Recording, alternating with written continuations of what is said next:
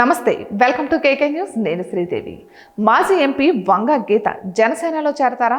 వైఎస్ఆర్ కాంగ్రెస్ పార్టీకి దూరంగా ఉన్నారా? అందుకే సైలెంట్గా వ్యవహరిస్తున్నారా? పిఠాపురంలో జరగనున్న జనసేన ప్లీనరీలో ఆ పార్టీలో జాయిన్ అవుతారా అంటే అవుననే సమాధానం వినిపిస్తోంది. జరుగుతున్న పరిణామాలు కూడా అలానే ఉన్నాయి. 2024 ఎన్నికల్లో పిఠాపురం నుంచి వైఎస్ఆర్ కాంగ్రెస్ పార్టీ అభ్యర్థిగా పోటీ చేశారు గీత. ఏకంగా జనసేన అధినేత పవన్ కళ్యాణ్ పై పోటీకి దిగారు. అప్పట్లో వంగ గీత విషయంలో పవన్ కళ్యాణ్ సానుకూల ప్రకటనలు చేశారు. ఆమె మంచి నాయకురాలని కొనియాడారు.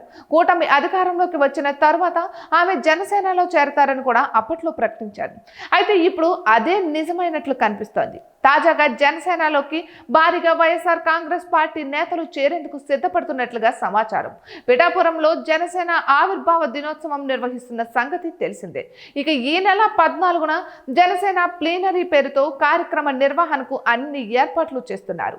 అదే వేదికపై భారీగా చేరికలు ఉంటాయని ప్రచారం జరుగుతోంది. ఇక ఇప్పటికే కాకినాడ మాజీ ఎమ్మెల్యే పెండ్యం దొరబాబు జనసేనలో చేరేందుకు నిర్ణయం తీసుకున్నారు.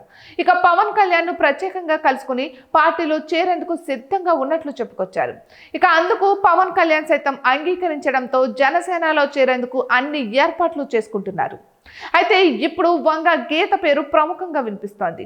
సుదీర్ఘ రాజకీయ నేపథ్యంలో ఆమె ఇప్పుడు జనసేన వైపు చూస్తున్నారని ప్రచారం సాగుతోంది. ఇక పిఠాపురంలో జనసేన ఆవిర్భావ సభ జరుగుతున్న సమయంలో ఆమె పొలిటికల్ గా సైలెంట్ గా ఉన్నారు. పెద్దగా కనిపించడం లేదు కూడా. కాపు సామాజిక వర్గానికి చెందిన ఈమె విషయంలో పవన్ కళ్యాణ్ ఆది నుంచి సానుకూలంగా ఉన్నారు. అందుకే ఆమె జనసేనలో చేరేందుకు దాదాపు నిర్ణయం తీసుకున్నట్లుగా సమాచారం. చూడాలి మరి ఏం జరుగుతోందో. ఇటువంటి మరెన్నో వీడియోస్ కోసం కేకే న్యూస్ తెలుగు ఛానల్ని సబ్స్క్రైబ్ చేసుకోండి.